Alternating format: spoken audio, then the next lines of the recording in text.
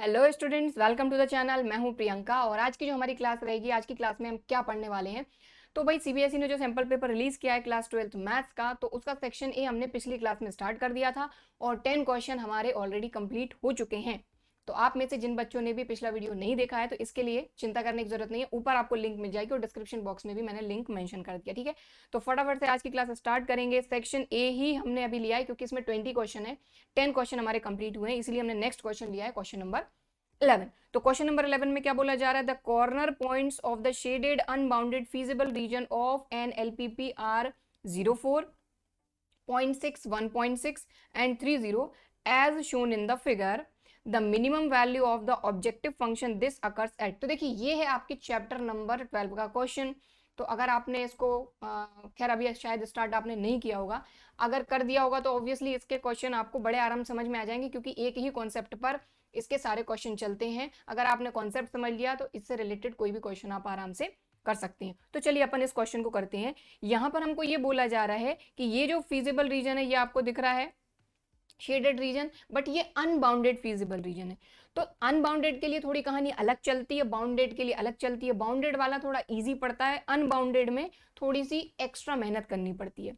तो सबसे पहली चीज तो हमको ये बोला जा रहा है कि हमको ये जो आपका ऑब्जेक्टिव फंक्शन है इसकी मिनिमम वैल्यू कौन से पॉइंट पर अकर हो रही है ये बताना है। तो यहाँ पर अपने पास 3 पॉइंट अपने को दिए गए हैं। ठीक है, तो अपने को मिनिमम वैल्यू या मैक्सिमम वैल्यू पे नहीं जाना है क्योंकि उसके लिए कहानी अलग चलती है कि मैक्सिमम वैल्यू फाइंड करना और मिनिमम वैल्यू फाइंड करना।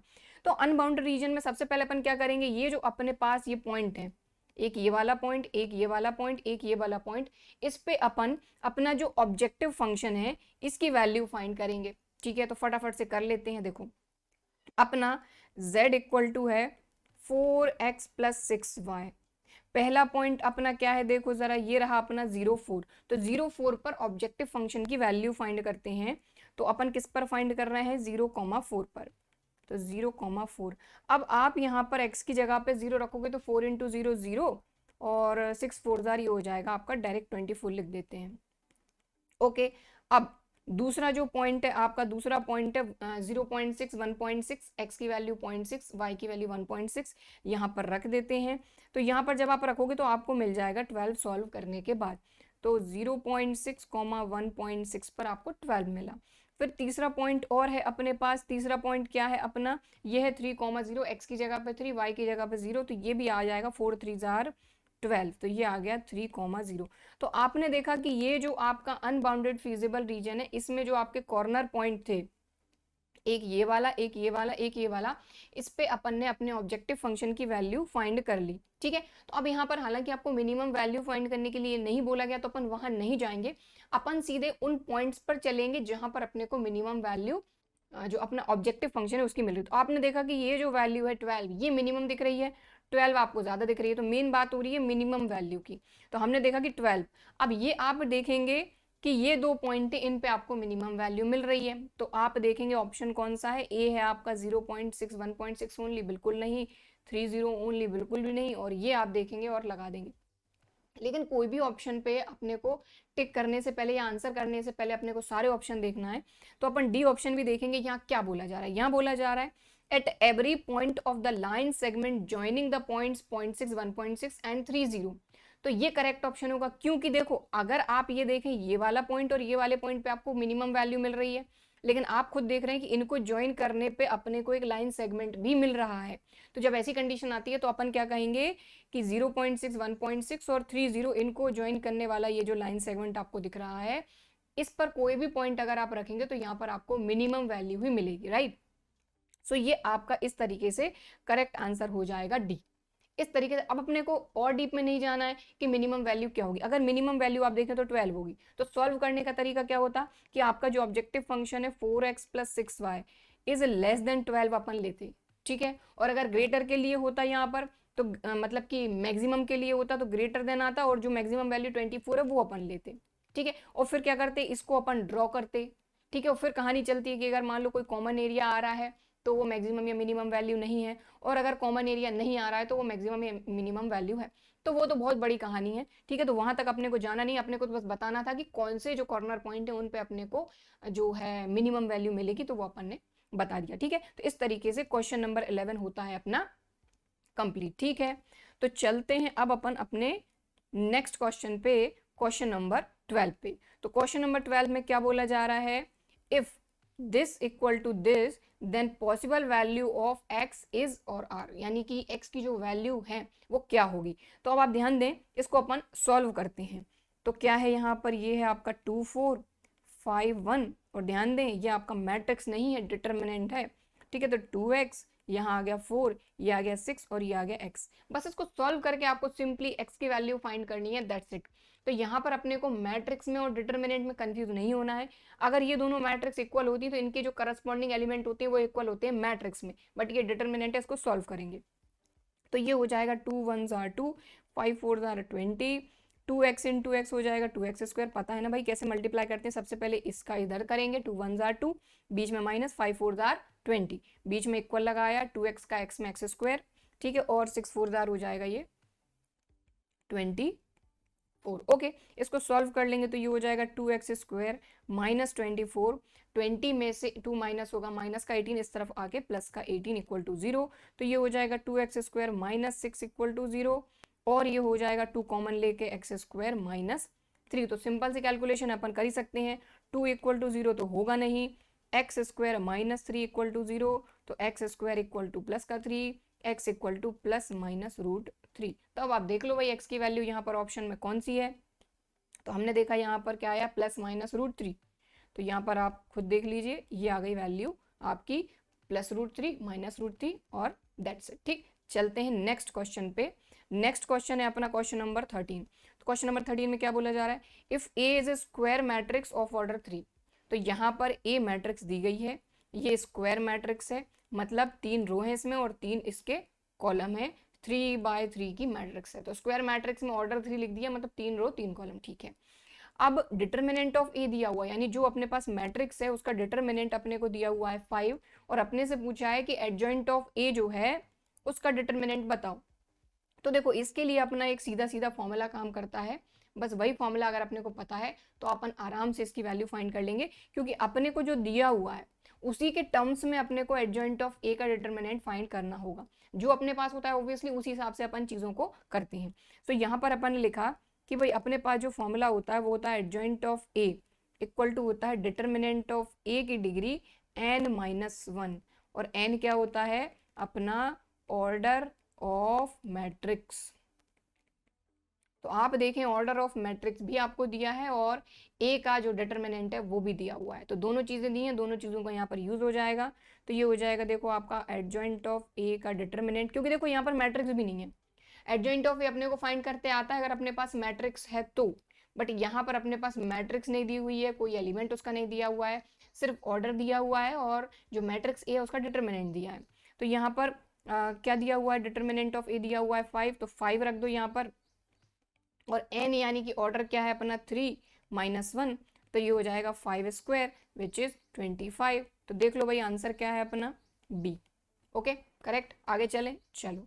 तो नेक्स्ट क्वेश्चन है अपना क्वेश्चन नंबर 14। क्या बोला जा रहा है, given 2 independent events A and B such that this equal to this, यानी probability of A probability of B, और अपने से पूछा है probability of A dash intersection B dash. अब ए डैश बी डैश होता क्या है, तो देखो भाई ए का कॉम्प्लीमेंट्री इवेंट होता है ए डैश, बी का कॉम्प्लीमेंट्री इवेंट होता है बी डैश। कई बार इसको ए बार से या बी बार से भी शो करते हैं, क्लास 10th में अपन ये पढ़ते आ रहे हैं। ठीक है, तो हमको ये बोला जा रहा है कि ए और बी 2 इंडिपेंडेंट इवेंट हैं।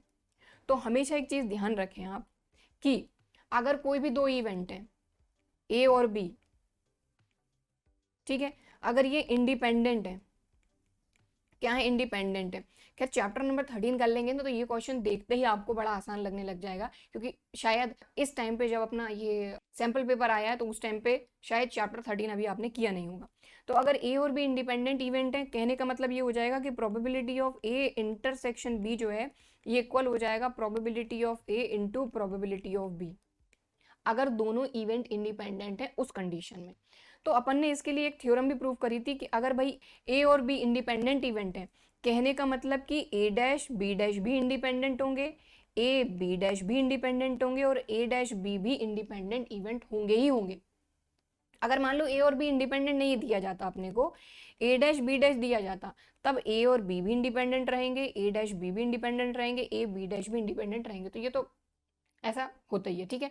तो ये अपन ने चैप्टर नंबर 13 अपना कंप्लीट हो चुका है। आप बिल्कुल जाकर और देख सकते हैं, डिस्क्रिप्शन बॉक्स में सारे चैप्टर की मैंने प्लेलिस्ट की लिंक मेंशन करके रखी है, ठीक है। तो जो भी चैप्टर पढ़ना चाहते हैं बिल्कुल पढ़ सकते हैं। तो यहाँ पर अपने को बोला जा रहा है कि भाई ए और बी इंडिपेंडेंट इवेंट है, मतलब ये कंडीशन सेटिस्फाई होगी। तो अपने को चाहिए probability of A, probability of B, ठीक है। लेकिन प्रोबेबिलिटी ऑफ ए और बी तो दिया हुआ है, लेकिन अपने से पूछा क्या है भाई, अपने से पूछा है probability of A dash intersection B dash. कहने का मतलब अपने को चाहिए प्रोबेबिलिटी ऑफ ए डैश और प्रोबेबिलिटी ऑफ बी डैश। तो क्लास 10th से अपन ये जो कॉन्सेप्ट है ये पढ़ते आ रहे हैं, उसी से अपन फाइंड करेंगे। तो चलो फटाफट से करते हैं इस क्वेश्चन को, इतना टाइम खैर लगनी नहीं चाहिए इस क्वेश्चन में। तो देखो अपने को पता है कि ए और बी जो है ये इंडिपेंडेंट इवेंट है, थोड़ा शॉर्टकट में लिख रही हूँ मैं ना, ये इंडिपेंडेंट इवेंट है,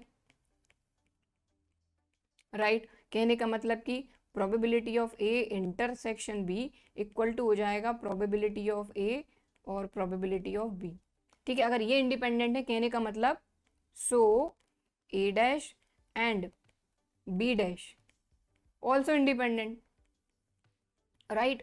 अगर ए और बी इंडिपेंडेंट हैं तो ए डैश बी डैश भी इंडिपेंडेंट हो जाएंगे, मतलब कि probability of A dash intersection B dash equal to हो जाएगा प्रोबेबिलिटी ऑफ ए डैश और प्रोबेबिलिटी ऑफ बी डैश। अब हमको वैल्यू चाहिए किसकी, प्रोबेबिलिटी ऑफ ए डैश और probability of B dash, but हमारे पास जो है वो है probability of A, probability of B. तो हमको ये चीज़ पता है कि भाई अगर कोई इवेंट है, जैसे मान लो किसी की होने की प्रोबेबिलिटी, ए के होने की प्रोबेबिलिटी को हम प्रोबेबिलिटी ऑफ ए से शो करेंगे और ए के नहीं होने की प्रोबेबिलिटी को ए डैश से शो करेंगे। तो कहने का मतलब ये हो गया कि अगर दो कॉम्प्लीमेंट्री इवेंट हैं तो उनकी प्रोबेबिलिटी का सम क्या होता है, 1। क्लास 10 से पढ़ते आ रहे हैं, वही कॉन्सेप्ट यहाँ पर लग जाएगा। तो यहाँ पर अपन लिखेंगे कि since probability of A plus probability of A dash equal to क्या होता है, 1, क्योंकि दो कॉम्प्लीमेंट्री इवेंट है इनकी प्रोबेबिलिटी का सम 1। तो ए की प्रोबेबिलिटी अपने पास क्या है भाई, 0.3। सो यहाँ पर अपन ने रखा 0.3 plus probability of A dash अपने को मिल जाएगा इक्वल टू 1। 1 में से 0.3 माइनस होगा, आ जाएगा 0.7, राइट। तो ए डैश की प्रोबेबिलिटी आ गई 0.7, ठीक। अब probability of B plus probability of B dash क्या हो जाएगा अपना, ये भी 1 हो जाएगा। और बी की प्रोबेबिलिटी अपने पास कितनी है, 0.6। तो यहाँ अपन ने रखा 0.6 plus probability of B dash equal to 1।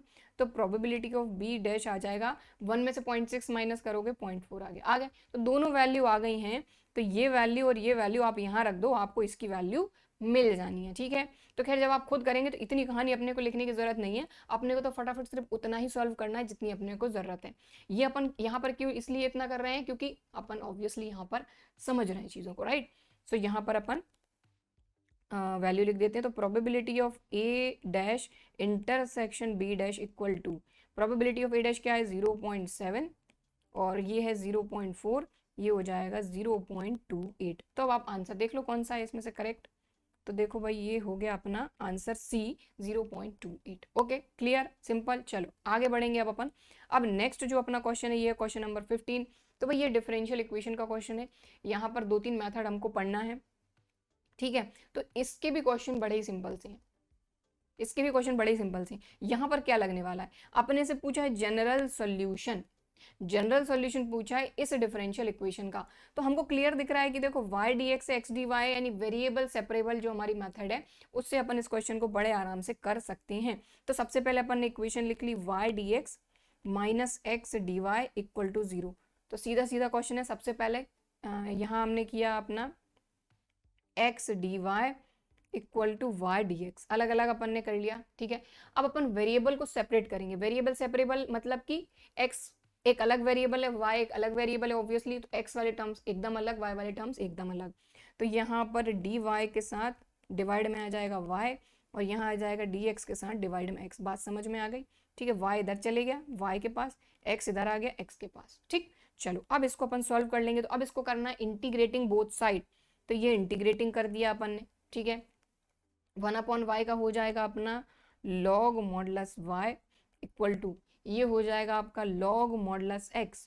और जब दोनों तरफ log आ रहा है तो जो कांस्टेंट लेंगे वो भी log में ही ले लो, थोड़ा आसान हो जाएगा। तो ये हो जाएगा प्लस log c, ओके, अब ये log m plus log n ये हो जाएगा log m into n, right, और ये हो जाएगा log y। अब क्लियरली देख रहे हैं, एंटी लॉग लेके log हट जाएगा तो ये आ जाएगा y equal to c x. अब आप देख लो भाई क्या अपने को दिया हुआ है ऑप्शन में, y equal to c x, तो ये आंसर रहेगा y equal to c x. Question number 15 भी खत्म। चले आगे, चलो नेक्स्ट क्वेश्चन, क्वेश्चन नंबर 16 में क्या बोला जा रहा है, if y equal to sine inverse x then this is equal to, कि सेकंड ऑर्डर डेरिवेटिव को हम कैसे शो करते हैं, d square y by D x square, या फिर एफ डबल डैश एक्स, या फिर वाई डबल डैश, या फिर y2। समझ में आ रही बात? तो यहाँ पर ये जो y2 आपको दिख रहा है ये सेकंड ऑर्डर डेरिवेटिव ही है, ठीक है।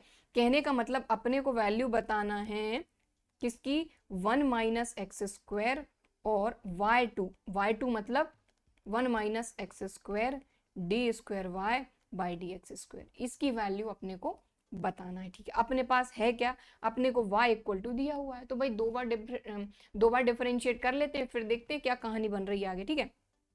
चलो, सो अपने को दिया हुआ है y equal to sine inverse x, differentiate कर लो इसको, तो dy upon d x equal to sine inverse x का फॉर्मूला क्या होता है, 1 upon root 1 minus x square, ठीक, और इसी को अपन कहेंगे अपना y1, ध्यान दें, ठीक।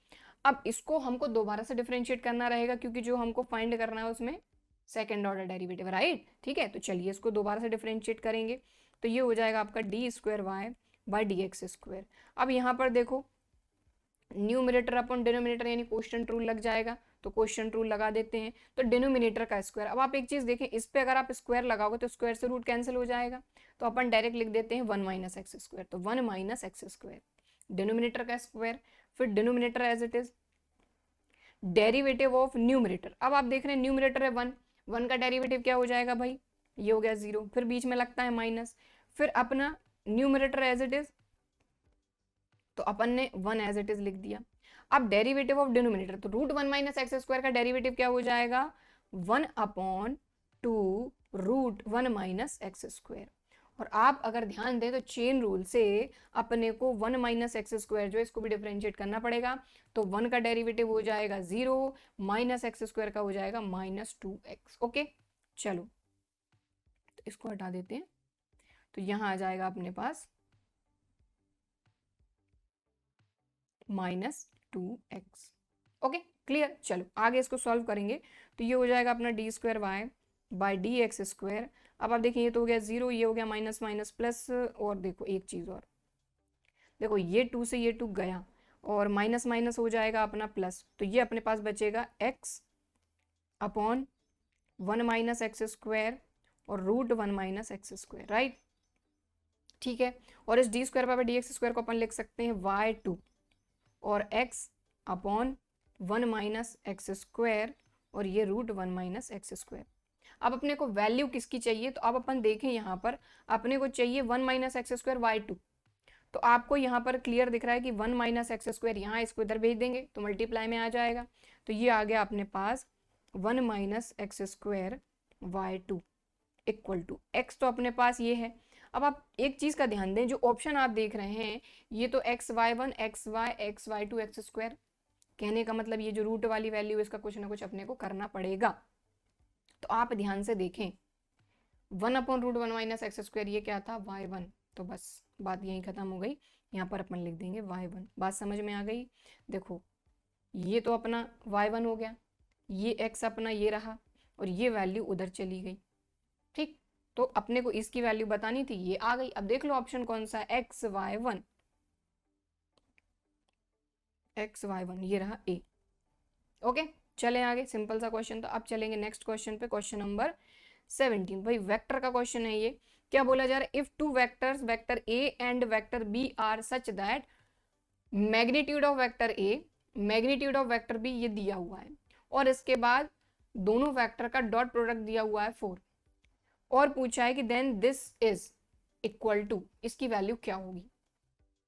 देखो भाई सबसे पहले तो ये देखो कि फाइंड क्या करना है, अपने पास है क्या, मतलब कि वेक्टर a अलग से चाहिए अपने को, वेक्टर b अलग से चाहिए, तभी वैल्यू रख पाओगे, ठीक है। तो यहाँ पर अपनी एक प्रॉपर्टी काम करेगी। तो देखो अपन ने क्या किया, अपने को चाहिए vector A minus 2b vector का मैग्नीट्यूड, इसकी वैल्यू चाहिए। बट अपने को देखा जाए तो यहाँ पर अपने को ये दिया हुआ, ये दिया हुआ, ये दिया हुआ है, अब कैसे करें? तो एक काम करा जा सकता है, अपन इस पे स्क्वायर लगा देते हैं।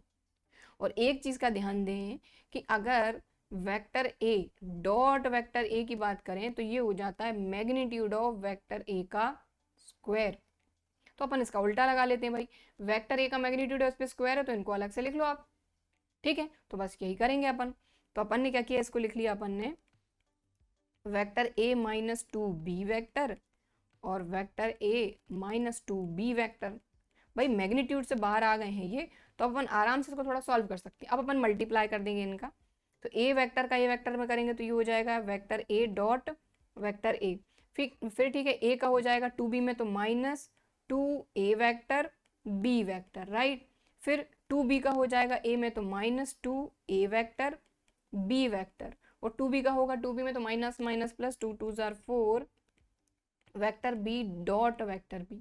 ओके, थोड़ा सा सिंप्लीफाई करेंगे तो ए वेक्टर को अभी अपन ने देखा कि ये प्रॉपर्टी लगा देंगे यहाँ पे, तो ये हो जाएगा वेक्टर ए का मैग्नीट्यूड का स्क्वायर। ये दोनों ऐड हो जाएंगे तो 2 और 2 ये हो जाएगा 4 vector a dot vector b plus 4 ये हो जाएगा मैग्नीट्यूड ऑफ वेक्टर बी का स्क्वायर। ठीक है, चलो तो अब आप खुद क्लियर देखें कि भाई वेक्टर ए के मैग्नीट्यूड की वैल्यू भी है, इसकी भी वैल्यू है, इसकी भी वैल्यू है, तो रख दो और आंसर पा लो अपना।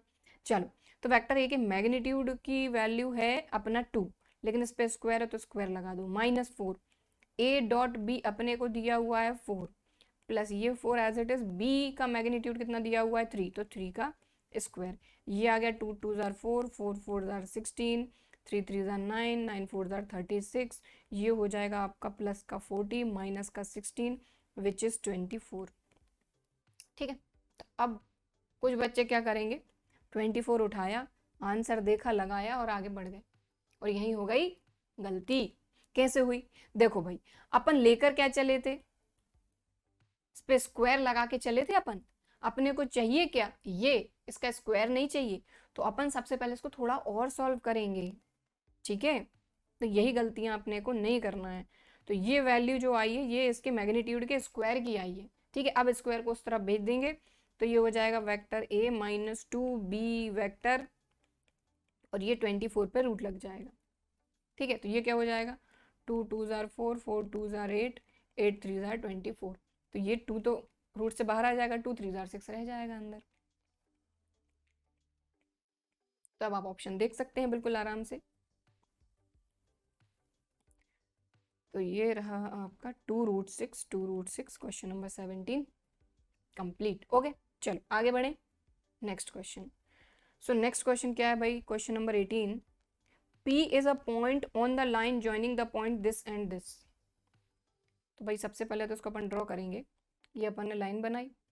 ठीक है, अब यहाँ पर कहीं पॉइंट है, यहाँ पर भी कहीं पर भी हो सकता है, तो ये अपना P पॉइंट है। ठीक है, और दो पॉइंट हैं अपने A और B, जिनको ज्वाइन करने वाली लाइन पे ये पॉइंट P है। A के कोऑर्डिनेट अपने को क्या दिए हुए हैं, 0 5 -2, और B के कोऑर्डिनेट दिए हुए हैं 3 -1 2। P की बात करें तो P के लिए क्या बोला जा रहा है, the x coordinate of P is 6 और z कोऑर्डिनेट पूछा है। तो देखो भाई, अगर अपन बात करें P की, तो इसका x दिया हुआ है 6, y भी नहीं दिया हुआ है, z भी नहीं दिया हुआ है, लेकिन जो z है ना यही पूछा है अपने से। y के बारे में ना तो कुछ पूछा है ना कुछ दिया है। ठीक है, तो देखो सबसे पहली चीज तो कि ये जो क्वेश्चन है अपना, ये है 3 डायमेंशनल ज्योमेट्री, उसका क्वेश्चन है ये। तो यहाँ पर अपना एक फॉर्मूला लगेगा कि 2 पॉइंट्स को ज्वाइन करने वाली जो लाइन है उसका कार्टेशियन इक्वेशन अपने को पता होनी चाहिए। तो Cartesian equation of a line joining 2 points x1 y1 z1 x2 y2 z2, इसका फॉर्मूला अपन यहाँ पर लगा देंगे और अपने को इक्वेशन तो मिलेगी। क्योंकि सीधी सी बात है कि ये जो भी लाइन है अपनी ए बी, इस पर ये पॉइंट P है, तो ये P पॉइंट जो रहेगा इसके जो कोऑर्डिनेट रहेंगे ऑब्वियसली इस लाइन को सेटिस्फाई करेंगे। तो सबसे पहले अपन लाइन फाइंड करते हैं। ठीक है, सो कार्टेशियन इक्वेशन है ये, है ना अपनी। तो खैर आपको इतनी कहानी नहीं लिखनी, ये अपन इसलिए लिख रहे हैं क्योंकि ऑब्वियसली सॉल्व कर रहे हैं, मैं आपको समझा रही हूँ तो आपको एक एक चीज समझ में आ जाए, है ना। तो Cartesian equation of line passing through x1 y1 z1 and x2 y2 z2। अब x1 y1 z1 क्या है अपन यहाँ लिख लेते हैं, ये अपना 0 5 -2 और ये है 3 -1 और 2। ठीक है, तो x1 y1 z1 पता है, x2 y2 z2 क्या है। अब अपन फॉर्मूला यहाँ पर लिख देते हैं सबसे पहले तो फॉर्मूला अपना होता है x minus x1 upon x2 minus x1 equal to y minus y1 upon y2 minus y1 equal to z minus z1 upon z2 minus z1। तो फटाफट से देखो इसमें वैल्यू रख के अपन अपनी इक्वेशन फाइंड करते हैं। तो x तो अपना x अपना as it is minus x1, तो आप देखें x1 क्या है अपना 0, तो ये आ गया सिर्फ x। ठीक है, अब x2 माइनस x1, तो x2 माइनस x1 3 माइनस 0 3, तो ये आ जाएगा आपका x upon 3 equal to y minus y1, तो y1 देखो ये है 5, तो y minus 5 upon y2 minus y1, तो -1 -5 -6। ठीक है, तो ये आ जाएगा y minus 5 upon -6 equal to z minus z1, z1 देखो आप कहाँ है, ये -2, तो ये हो जाएगा प्लस का 2। ठीक है, अपॉन अपना क्या है z2 माइनस z1, तो z2 माइनस z1, तो 2 माइनस माइनस प्लस 2 यानी कि 4। ओके ठीक है, तो ये अपनी आ गई इक्वेशन। अब आप एक चीज ध्यान दें, हमको चाहिए क्या, ये जो P पॉइंट है अपना, ये जो P पॉइंट है ना अपना, इसका Z कोऑर्डिनेट, x तो अपने पास है, तो हमको ये चीज पता है कि भाई इस P पॉइंट के जो भी कोऑर्डिनेट रहेंगे वो इस इक्वेशन को सेटिस्फाई करेंगे। x y z की जगह पे अगर अपन रख दें तो ये इसको सेटिस्फाई करेंगे। ठीक है, क्योंकि इस लाइन पे ये पॉइंट लाई कर रहा है, तो ऑब्वियसली इस इक्वेशन से ही अपन ये पॉइंट भी फाइंड कर सकते हैं। कैसे करेंगे, अपन क्या करते हैं कि ये इक्वेशन ऑब्वियसली तीनों इक्वल है, इसको अपन k से इक्वेट कर देते हैं, यहाँ से x y z की वैल्यू फाइंड करेंगे।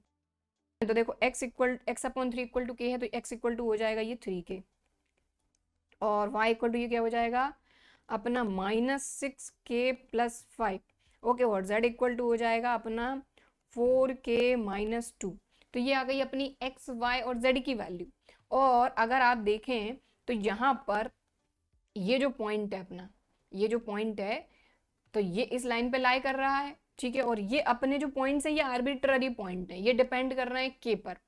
तो के की वैल्यू मिल जाए अगर अपने को, तो अपन क्या कर सकते हैं भाई, इस z को भी फाइंड कर सकते हैं क्योंकि अपने पास x ऑलरेडी है। तो आप देखें x इक्वल टू 3k ये है अपने पास, और x ये जो दिया है ना ये इसीलिए दिया है।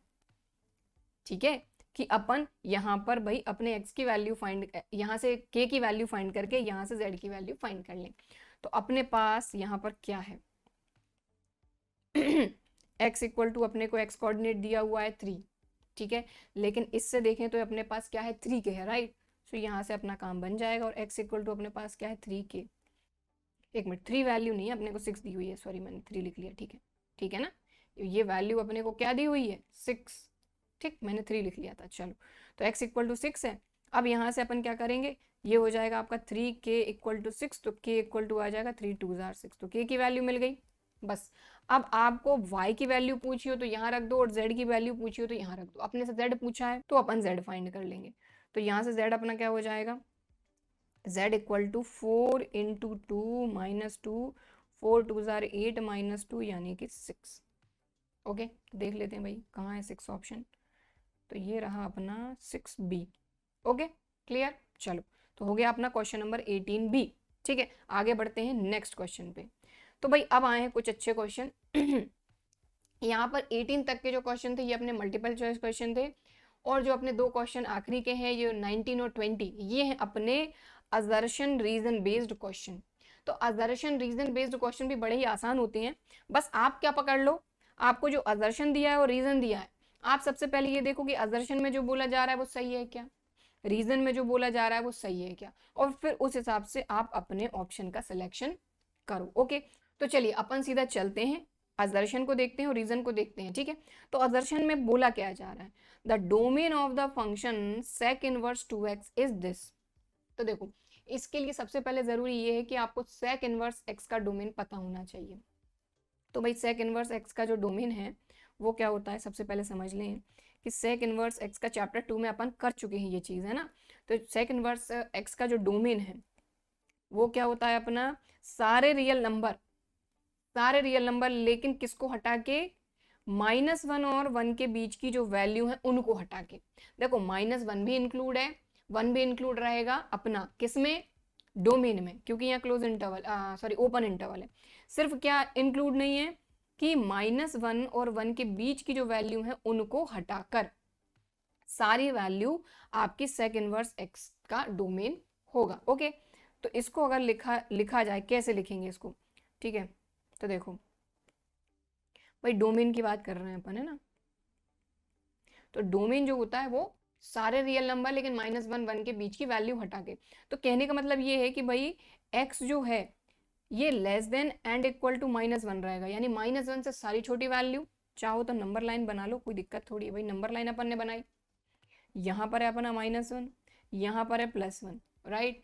अब -1 के साथ इधर की सारी वैल्यू, -1 के साथ इधर की सारी वैल्यू इंक्लूड है और 1 के साथ इधर की सारी वैल्यू अपने डोमेन में आएंगी। कहने का मतलब ये हुआ कि x is less than and equal to -1, x is greater than and equal to 1, यानी 1 और 1 से बड़ी सारी वैल्यू अपने डोमेन में आएंगी। किसके, sec इनवर्स x के। अब sec इनवर्स 2x के लिए चेक करना है तो बहुत आसान है भाई, हमको sec इनवर्स 2x के लिए चेक करना है। तो अपन ने क्या किया, ये जो अपने पास डोमेन है ना, अपन ने उठाया अपना डोमेन, ये क्या, x is less than and equal to -1। तो यहाँ पर x को अपन 2 से मल्टीप्लाई कर दो तो ये हो जाएगा -1/2, ठीक है। और अगर अपन बात करें 2x इज ग्रेटर देन 1 तो ये हो जाएगा x is greater than and equal to 1/2। तो आप देख रहे हैं इससे अपने को मिला कि जो x की वैल्यू है ये -1/2 से छोटी और इक्वल है, जो कि यहाँ पर आपको दिख रहा है। और यहाँ पर क्या दिख रहा है, 1/2 और उससे सारी बड़ी वैल्यू, तो जो यहाँ पर अपने को दिख रहा है। और इसको चेक करने के और कई सारे अलग अलग तरीके हो सकते हैं, जैसे कि मान लो अपन ने क्या किया, अपन ने किया sec इनवर्स 2x है तो ये 2 रखा, x की जगह पे क्या है, x की जगह पे यहीं से उठा लो, अपन ने -1/2 उठा लिया या 1/2 उठा लिया, ठीक है। तो मैंने उठाया -1/2, 2 से 2 हटा दो तो sec इनवर्स -1, यानी x की वैल्यू -1 आ रही है, जो कि ऑब्वियसली आपके डोमेन में -1 आएगी। तो चेक करने के अलग अलग तरीके हो सकते हैं, जो तरीका आपको ठीक लगता है आप वैसे कर सकते हैं। तो यहाँ से अपने को ये चीज क्लियर हो गई, क्या क्लियर हो गई कि जो असर्शन है वो करेक्ट है, यानी जो ये आपको सेंटेंस दिया गया है ये सही है कि sec इनवर्स 2x का जो डोमेन है वो ये है। बिल्कुल सही बात है। अब बात किसकी आती है, अब बात आती है अपनी असर्शन की, हो गई। अब रीजन की बात करते हैं। तो रीजन में बोला है कि sec इनवर्स -2 की जो वैल्यू है ये -π/4 है। तो भाई ये चीज आपको देखते ही समझ जाना चाहिए कि ये तो अपना गलत है। क्यों गलत है, क्योंकि इसकी वैल्यू होती है 2π/3, जो कि ये नहीं है। तो बात खत्म हो गई कि अगर रीजन की बात करें तो ये तो अपना गलत है। अब अपन अपने ऑप्शन देखते हैं कि इनमें से कौन सा ऑप्शन इसके हिसाब से कंपैटिबल है। तो सबसे पहले अपन देखते हैं ए ऑप्शन, क्या बोला जा रहा है, both A and R are true. तो ये तो गलत हो गया क्योंकि दोनों तो ट्रू नहीं है, ए अकेला ट्रू है अपना असर्शन, रीजन नहीं है ट्रू। तो पहला वाला तो गया, ठीक। अब बी की बात करते हैं, both A and R are true, यहां पर भी वही कहानी बोली जा रही है, तो ये दूसरा ऑप्शन भी गया। क्यों गया, समझ रहे हैं ना बात को, क्योंकि अपना असर्शन सही है, यानी कि यहाँ पर sec इनवर्स 2x का जो डोमेन है वो यही है, सही है। बट sec इनवर्स -2 की जो वैल्यू है ये -π/4 नहीं है, तो रीजन गलत है। अब सी पे आते हैं, ये बोल रहे हैं A is true but R is false. बिल्कुल सही कि A is true but R is false, but फिर भी डी ऑप्शन भी देख लो, A is false but R is true, तो ये तो बिल्कुल भी सही नहीं है। ए के लिए बोल रहे हैं फॉल्स, आर को बोल रहे हैं ट्रू, जो कि नहीं है। कहने का मतलब सिंपल हो गया कि आपका इसके लिए जो ऑप्शन रहेगा ये रहेगा सी करेक्ट ऑप्शन, ठीक। सो यहाँ पर ही आप आंसर कर दीजिएगा कि जो आपका आंसर है वो रहेगा answer C, option number C इसके लिए करेक्ट होगा, ठीक है। समझ में आ गई बात। तो इस तरीके से ये हो गया अपना क्वेश्चन नंबर 19 कंप्लीट। इस तरीके से देखना है आपको, असर्शन और रीजन जो भी दिया गया आप असर्शन देख लो ट्रू है कि नहीं, रीजन देख लो ट्रू है कि नहीं, ठीक है। अब यहाँ पर अपन ने देखा कि भाई रीजन में जो चीज दी गई है वही गलत है, तो उसके आगे बात करने की जरूरत नहीं, ठीक है। अब चलते हैं नेक्स्ट क्वेश्चन पे, क्वेश्चन नंबर 20। तो क्वेश्चन नंबर 20 वेक्टर का क्वेश्चन है। सो देखें यहाँ पर बोला जा रहा है असर्शन में acute angle between the line this and x axis is pi by 4। तो मतलब पहले तो हमको एंगल फाइंड करके देखना होगा, ठीक है। रीजन देख लेते हैं क्या बोला जा रहा है। तो रीजन में तो फॉर्मूला दिया है सीधा सीधा कि the acute angle theta between the lines this and this is given by cos theta equal to ये। तो भाई ये जो फॉर्मूला आप देख रहे हैं ध्यान से देख लो, magnitude of a1 a2 plus b1 b2 plus c1 c2 upon root a1 square plus b1 square plus c1 square root a2 square plus b2 square plus c2 square. तो भाई ये फॉर्मूला तो बिल्कुल सही है, ठीक है। और यही चीज अपने से पूछी है कि acute angle between the line this and this is this, तो मतलब कि फॉर्मूला तो सही है। तो अगर रीजन की अपन बात करें तो ये तो अपना सही है, ठीक है। अब अपन फाइंड करके देखते हैं, क्योंकि इसी फॉर्मूले का यूज करके आपको एक तो ये लाइन दी है और दूसरी लाइन दी है एक्स एक्सिस, तो इन दोनों लाइन के बीच का एंगल फाइंड करना है। सबसे पहले बात करेंगे जो अपने को लाइन दी हुई है उसको उठाते हैं अपन।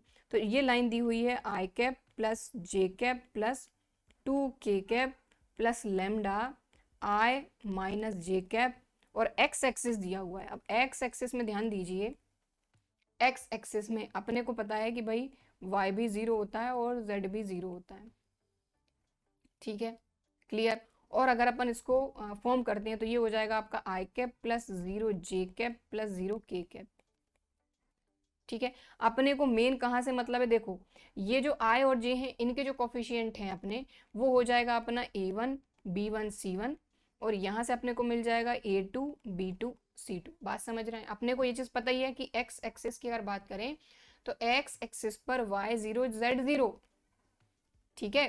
तो यहाँ से अपन ने देखा कि यहीं से क्लियर अपन उठा रहे हैं कि अपना देखो a1 b1 c1, तो पहली वाली जो लाइन है तो यहां से तो अपन लेते नहीं, अपन लेते हैं मेन यहां से। तो आपने देखा आई कैप है मतलब कि यहाँ आ जाएगा 1, जे कैप है लेकिन नेगेटिव है मतलब -1 और यहाँ पर के कैप नहीं है मतलब कि 0, ओके। अब दूसरी लाइन अपने को दी थी एक्स एक्सिस जहां पर y0 है z0 है, मतलब आई कैप 0 जे कैप 0 के कैप, कहने का मतलब हो गया अपना a2 b2 और c2। देखो ये अपने जो हैं ये ऑब्जेक्टिव टाइप क्वेश्चन है, इनमें जितना कम अपन टाइम लगाए उतना बेटर है। लाइन की पूरी इक्वेशन लिखने की अपने को जरूरत है नहीं, अपने को जितनी जरूरत है अपन उतना करो। तो ये हो जाएगा 1, ये हो जाएगा 0, ये हो जाएगा 0, ठीक। अब अपने को क्या करना है, बस ये जो फॉर्मूला है इसको उठाओ लगाओ और देख लो कि क्या पाई बाय 4 आ रहा है, बस, ठीक है। तो ये हो जाएगा cos थीटा इक्वल टू, अब आप देखो a1 a2 तो मतलब 1 इंटू 1 1, b1 b2 तो -1 इंटू 0 0 और 0 इंटू 0 0 खत्म, ठीक है। तो ये आ गया अपना 1 अपॉन रूट। अब क्या आएगा अपना a1 square b1 square c1 square, तो 1 का स्क्वायर 1 -1 का स्क्वायर भी 1, तो ये हो जाएगा अपना 1 + 1 रूट। फिर आएगा अपना a2 square b2 square c2 square, तो यहाँ से भी आ जाएगा 1, ओके। तो ये आ जाएगा अपना cos theta equal to 1 upon √2, तो यहाँ से थीटा इक्वल टू आ जाएगा पाई बाय 4। तो अब आप देख लो क्या थीटा पाई बाय 4 है, तो आपने देखा यहाँ पर कि बिल्कुल and x axis is pi by 4, यानी कि जो अपना असर्शन है वो भी अपना सही है, ठीक है। और आप देख रहे हैं कि यहाँ पर अपन ने यही फॉर्मूला लगाया है, राइट।